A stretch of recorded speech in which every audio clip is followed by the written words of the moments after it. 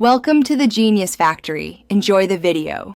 Start by gathering measured ingredients: 200 g peeled potatoes, 1 L distilled water, 20 g dextrose glucose, and an optional 1 g peptone for richer growth. Grate or dice the potatoes and simmer in the water for 20 minutes until soft. Press or strain through cheesecloth to collect approximately 1 L of potato extract. Return the filtrate to a clean flask, dissolve 20 g dextrose into it, add 1 g peptone if used, and check pH aiming for about 5. 6. Adjusting with dilute acid or base. Transfer your prepared potato dextrose broth to autoclavable bottles or flasks, leaving headspace for boiling. Sterilize at 121 degrees C for 15 minutes in an autoclave. If using a pressure cooker, follow manufacturer settings for equivalent sterilization.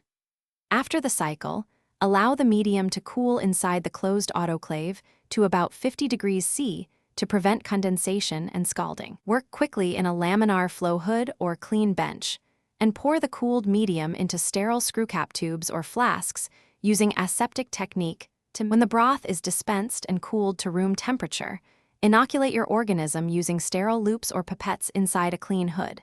Seal containers with breathable closures if needed. Incubate cultures at about 25 degrees C on a shaker at 120 RPM for liquid cultures, and expect visible growth or turbidity within 3 to 7 days depending on the strain. For sampling, use sterile technique, and when finished, autoclave used broth and cultures before disposal. Store any unused, unopened medium at 4 degrees C for up to several weeks. Thanks for watching. If you found this helpful, don't forget to like and subscribe.